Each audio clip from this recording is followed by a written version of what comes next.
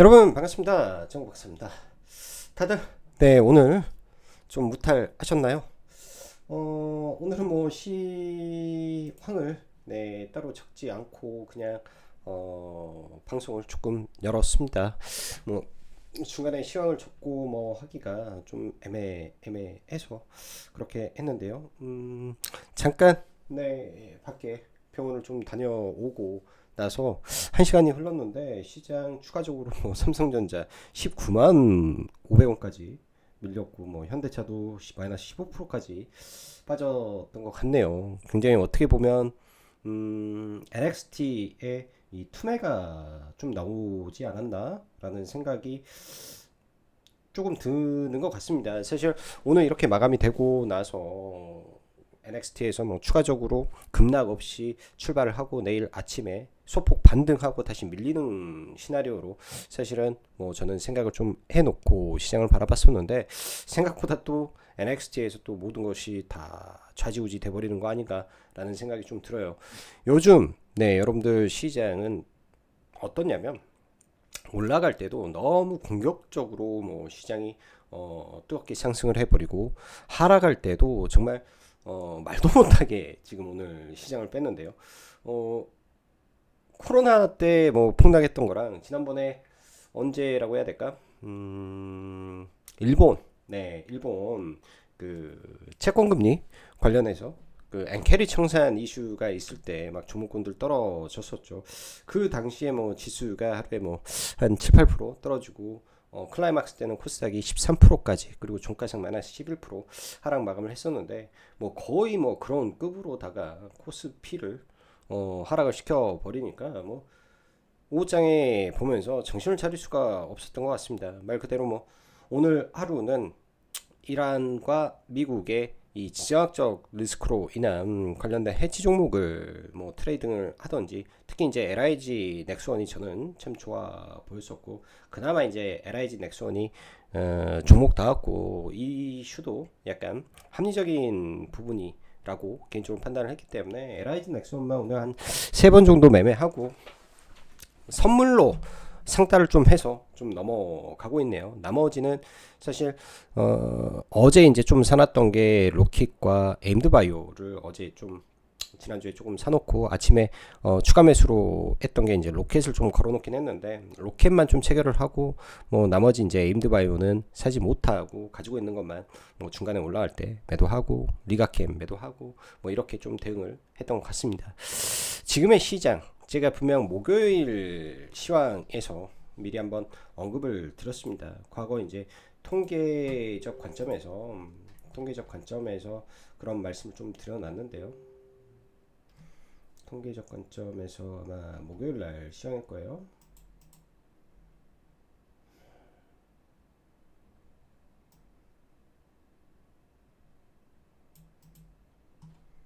아마 27일이었던가? 여기 그림에서 제가 언급했던 그리고 단기 시장의 꼭지를 6,300포인트로 좀 본다라는 말씀을 드렸었는데 이거는 뭐 다른 게 아니라 이제 제가 바라보는 지표 중에 이제 엔벨로프이기도 하고 엔벨로프의 특징은 이격의 과도한 과도한 이격도가 벌어졌을 때 나타내는 지표인데 딱 정확히 이렇게 찍고 일단은 시장은 빠졌습니다. 사실 IMF 당시 두드러 맞고 바닥에서 올라갔을 때를 제외하면은 20년 만에 이러한 지표가 처음으로 과열 지표가 나왔기 때문에 사실 이런 부분이 분명히 과열이 좀 있었을 것 같고 지난주에 특히나 시장이 공격적으로 올라오는 과정 속에서 개인들이 엄청난 매매가 이루어졌죠. 개인과 외국인의 손바뀜 현상이 엄청나게 일어났는데 하필이면 주말에 트랜스포스에서 나온 기사가 제가 볼 때는 좀 시장에 영향을 미칠 만한 내용이 좀 있었다라고 저는 판단을 합니다. 왜냐하면 이제껏 트랜스포스에서는 단 한 번도 D램의 상승이 끝날 것이다라는 말을 한 적이 없고 D램 가격의 고점이라는 말을 하지 않고 시장에서는 D램 가격이 더 상승할 걸로 예상을 한다라고만 거의 5개월 내내 이야기를 했었는데 지난 28일 나왔던 트랜스포스의 D램 보고서에서는 분명히 곧 정점에 다다른다. 메모리 가격이 11개월 연속 상승했으며 곧 정점에 다다랐다고 말을 한다. 라는 이 부분이 사실은 오늘 시장에 참여하는 애널리스트들이라든지 어떠한 쪽에서도 저는 코멘트가 좀 나오지 않았다라고 생각을 합니다. 이런 부분들이 오늘 반도체에 조금 아픈 부분이 있었다라고 좀 보여주고, 그 밖에는 이제 뭐 시황, 종합창 좀 보면서 이야기를 좀 하도록 할게요. 오늘은 글로써 정리를 안 했는데 뭐 이따가 방송 마무리하고 나서 글은 천천히 적을까 생각을 하고 있습니다. 먼저 오늘 시황 좀 보면요. 오늘 시황을 보면 끔찍할 정도로 하락 종목 수가 많네요. 1540개, 그 다음에 850개, 상승은 고작 200개 내외의 종목이 상승을 했고, 뭐 무려 코스피가 7.3%, 백이 8%, 코스닥도 마이너스 4.6, 5%인데 이거는 사실은 이렇게만 보면 코스피보다 얼마 안 빠졌구나 할 수 있겠지만은 정말 끔찍한 거는 바로 이거예요. 코스닥이 이렇게 4%까지 저점 대비 4%까지 올랐다가 급락을 했다라는 거죠. 장중에 플러스 거의 2%까지 갔다가 5% 가까이 빠졌으니까 여기도 고점 대비 마이너스 7%가 맞았습니다. 이 말은 뭐냐면 오늘 고점에서 추격 매수가 들어왔던 대부분의 사람들은 엄청나게 시장에서 충격을 받았을 수밖에 없다라고 좀 보여주고요. 아침에 저도 이 올라가는 구간에 너무나 급격하게 상승을 하길래 포기 그리고 매도 의견을 드리고, 가지고 있던 종목군들은 비중 축소로 일단은 대응을 해야 되겠다라고 판단을 했습니다. 오늘의 시장은요. 그리고 통상적으로 여러분들, 이러한 지정학적 리스크는 사실 이러한 지정학적인 리스크는 사실 그리 오래가는 시장의 리스크는 아닙니다. 원래대로라면 이런과 이렇게 지정학적 리스크가 터졌을 때 원칙적, 그러니까 과거 통계적으로 보면 뭐 3% 많으면 4~5% 빠져야 되는 시장인데 지금 왜 그럴까?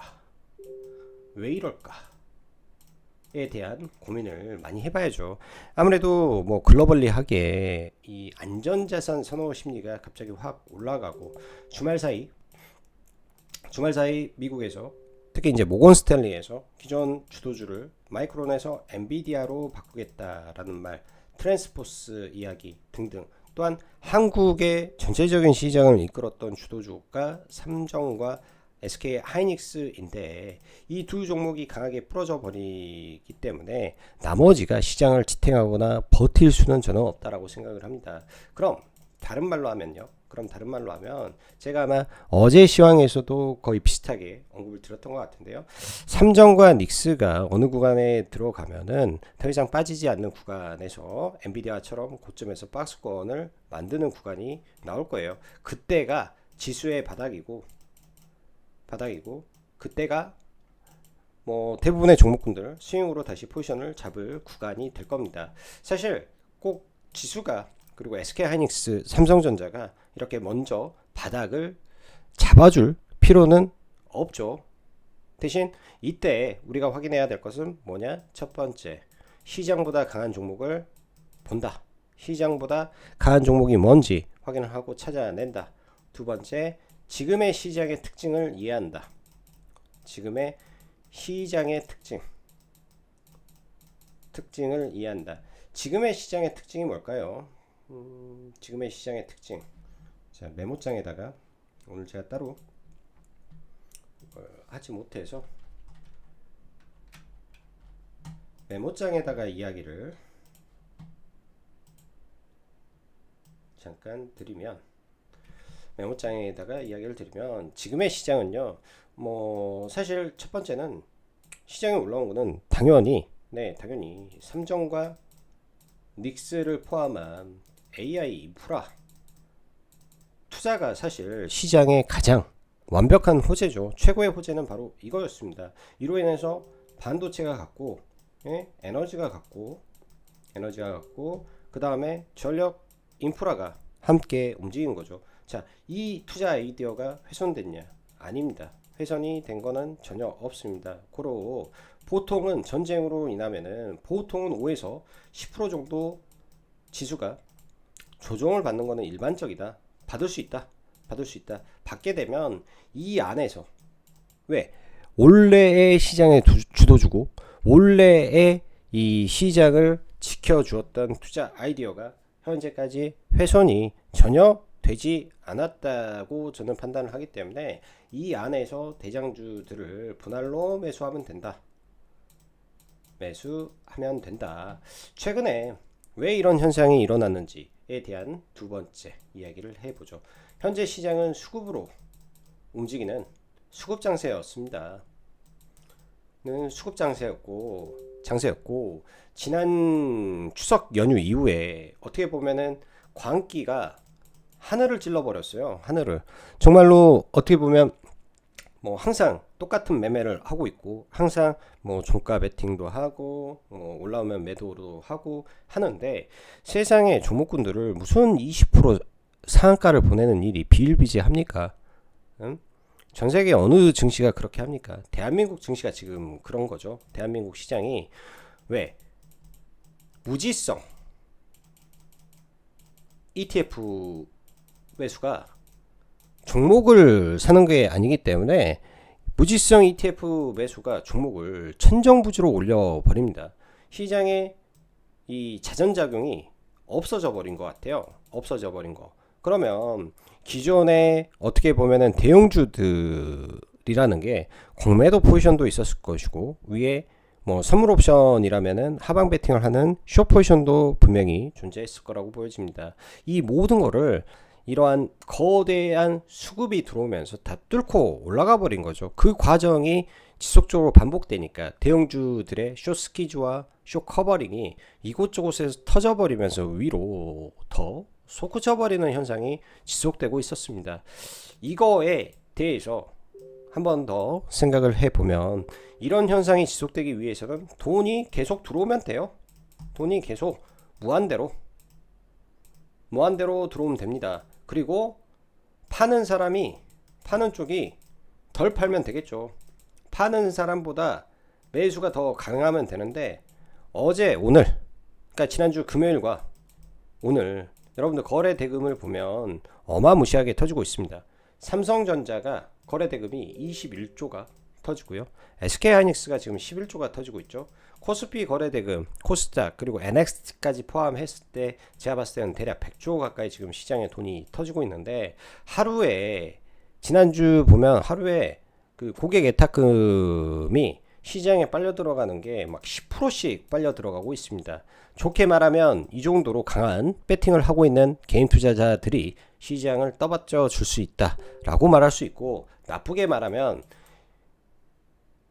고객 예탁금의 10%를 한 번에 그냥 고점에서 때려박는 무지성 매수로 지금 일관하고 있구나. 이 자리가 높은지 안 높은지 공격적으로 봐야 될 시장인지 아닌지 이걸 판단하기 전에 지금 하지 않으면 안 된다라는 생각이 더 시장에 앞서 있는 거 아닌가 라는 저는 약간의 합리적인 의심을 좀 해봅니다. 조심해서 나쁠 거 없다. 왜냐하면 상승장의 깡통차는 기준이 다 똑같아요. 집중 투자로 해서 대형주의 몰빵 혹은 레버리지 써서 빠르게 돈을 벌 수는 있는데 역방향으로 가면 대형주는 레버리지가 어마무시하게 써지니까, 그리고 대형주는 많이 안 떨어질 것이다 라고 생각을 하죠. 반대로 우리는 지금 시장이 폭발적인 상승을 하는 과정 속에서 대형주가 이렇게 올라갈 수도 있구나라는 것을 경험을 했습니다. 그럼 똑같아요. 지금 시장은 대형주가 그만큼 떨어질 수도 있다라는 시장이 되어버린 겁니다. 시장이 오늘 보면 정확히 그런 느낌을 많이 받았고요. 특히 이제 오후장 들어서 어떻게 보면 뭐 코스닥에도 엄청난 지금 돈이 오늘 뭐 외국인 기관 합쳐서 거의 1조 가까이 떠받들어 주는 과정에 있었음에도 불구하고 시장이 떨어졌다라는 게 약간은 그런 부분이 있는 것 같습니다. 자, 세 번째가 정부 정책이죠. 정부 정책과 여기도 수급을 이야기하겠습니다.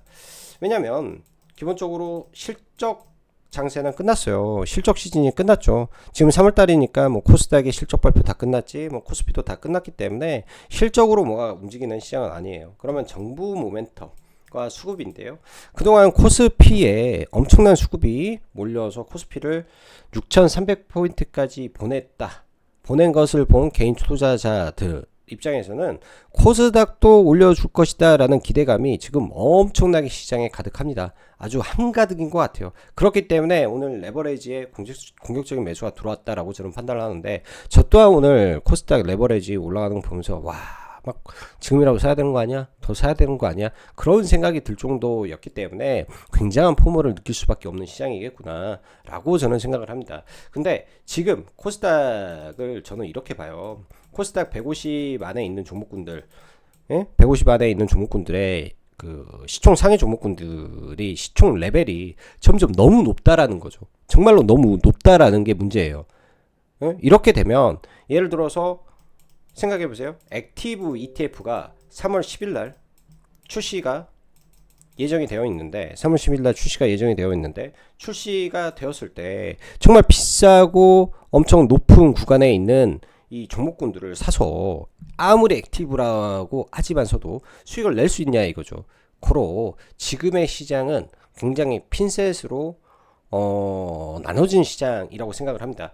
오히려 코스닥 150이 아닌 150이지만 소외를 받았던 코스닥의 업종 내의 대표 종목군들을 잘 옥석을 가려야 될 때이지 않나라는 생각이 들어요. 대표적으로 제약바이오 안에서는 제가 에임드바이오를 언급드렸고, RNA라는 이야기를 들었어요. ST팜을 말을 했고요. RNA 쪽, 그러니까 제약바이오 쪽이 그나마 나은데 3,000단 같이 너무 많이 올라가고 액티브 ETF의 비중이 많은 거는 액티브 ETF에서 덜어버리면 수익이 안 나니까 코스닥 150에 안 들어간 종목군들이 꽤 된단 말이죠. 시장에서 에임드바이오가 그런 거고, 오름 테라피틱스가 그거고, 그 다음에 로킷 헬스케어가 그런 종목이 됩니다. 그리고 RNA 치료제가 사실상 지금 글로벌리하게 굉장히 RNA 쪽으로 많이 가고 있다 라는 관점에서 RNA 치료제는 하나 정도 보는 게 좋죠. 올릭스는 너무 많이 올라서 지금 못 따라 붙는 거고, ST팜 정도. 그리고 삼상 특화펀드가 4월달부터 가동이 된다라고 한다면, 삼상하는 몇 안 되는 종목군들 잘 지켜봐야죠. 코오롱 티슈진, 메지원, 한 발 더 나가면 메디포스트까지 해서 이런 종목군들 위주에서 관심을 가져보시면 좋을 것 같습니다. 오늘 시장 너무나 공포스럽습니다. 이게 이제 제가 찍어놓은 사진이 좀 늦었는데요. 종가상 삼성전자가 195,000원이니까 거의 마이너스 10% 하락이고, 하이닉스도 마이너스 11% 하락입니다. 현대차도 엄청 떨어졌죠. 거의 올라간 종목이 없이 방산 종목군들은 뭐 아예 상한가를 박아버렸기 때문에 엄청 무식하게 올려버렸다라고 보는 게 맞는 것 같고, 또한 방산 종목군들은 이제 이번에 시세를 뜨겁게 낸 다음에 뭐 내일이나 모레까지 올라가게 되면 단기 이제 추가적인 상승이 좀 버거울 수도 있어요. 왜냐면 이제 예를 들어서 뭐 독일의 라인메탈이라든지 등등 뭐 종목이 있다 치죠. 그 다음에 뭐 이탈리아 레오나르도, 그 다음에 뭐 프랑스, 그 다음 미국의 RTX, 뭐 RTX 같은 경우에는 이제 뭐 매출하고 뭐 이런 거 로켓 마틴이라든지 뭐 하나의 에어로보다 두세 배 크니까 시가총액 200조 봐도 되잖아요. 두세 배가 크니까. 두세 배가. 근데 이제 하나 에어로스페이스와 하나 시스템, 이거는 뭐 한 몸이라고 봐야 되겠죠. 두 개 서로 지분이 있고 뭐 하니까 한 몸이라고 보면 되면 오늘 100조가 됐다라는 게 저는 의미가 있다라고 봅니다. 여기서 더 올라가서 뭐 이거를 뭐 120조, 그러니까 한 20% 더 올라가서 120조 만들면 이제 유럽의 그 최고급 방산 회사들하고 이제는 레벨이 똑같아진다. 한국의 프리미엄 단계에 와 있다. 근데 이제 여기서는 상호간에 이제 실적을 비교하는 단계로 되겠죠. 그렇기 때문에 여기서 추가로 급등해 버리면 약간 좀 어려울 수도 있고요. LIG 넥스원은 상당히 좋았던 것 같습니다.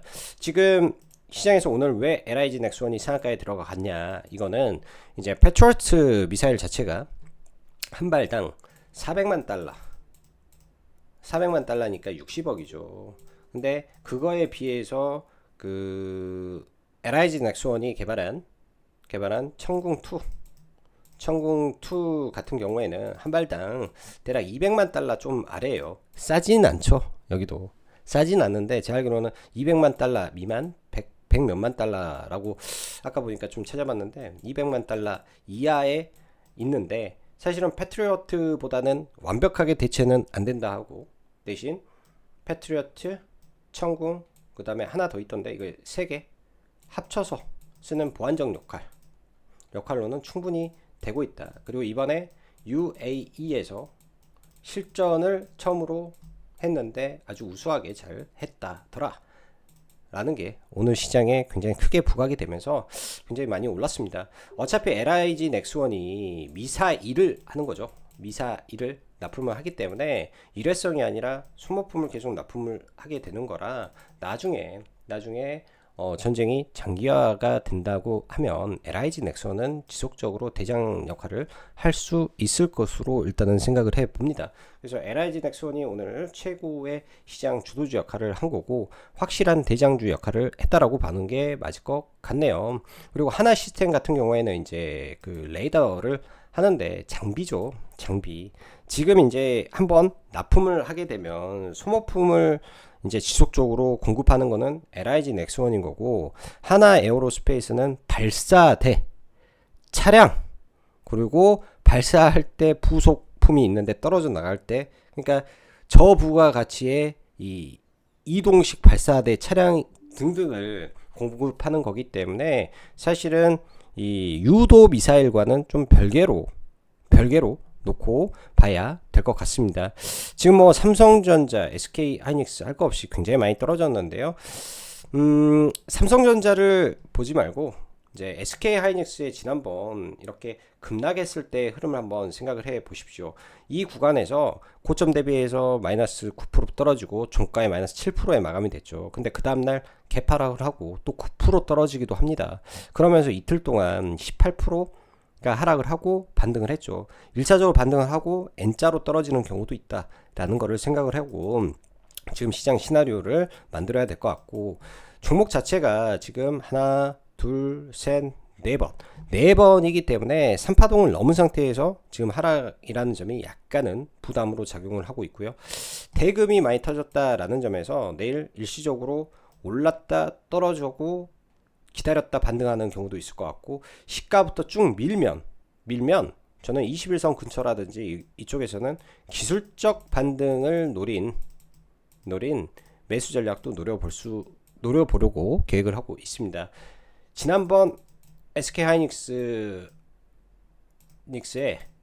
급락 파동을 반면교사 삼아가지고 대응하는 게 좋을 것 같고요. 오늘 시장 빠지는 거 보면 어떻게 말을 해야 될까요? 그냥 대형주들, 코스피 대형주들, 그리고 그동안 ETF나 패시브 수급에 의해서 많이 올라왔던 모든 종목군들이 다 두드러 맞은 시장이기 때문에 내가 못해서 맞은 건 아닐 거예요. 그리고 이렇게 생각을 해보십시오. 역으로 그동안 시장이 많이 올라서 수익을 벌 때도 내가 잘해서 한 게 아니라 시장에 주는 수익이었다 라는 걸 생각을 하면서 다시 한번 시장 복귀하시고 조금 슬로우하게, 지금 시장에서는 흥분된 마음을 조금 슬로우하게 생각하면서 시장을 좀 천천히 보는 걸로 대응하시면 될 것 같습니다. 3월 달에는 뭐 여러 가지 뭐 수급적인 이벤트도 있고 호재도 많아요. 특히 이제 제약바이오 그동안 오른 것도 없습니다. 핵심적인 제약바이오 안에서 저는 기회가 많이 있을 것이다 라고 생각을 합니다. 그래서 그런 쪽 종목군들 보시면서 시장 대응하시면 될 것 같고요. 뭐 시장 대응하시기 어렵다 하시는 분들은 카페에서 라이브 방송 가입 진행하고 있으시니까 관심 있으신 분들은 가입하셔서 함께 대응하시면 좋을 것 같네요. 자, 오늘도 여기까지 정국박사였습니다. 감사합니다.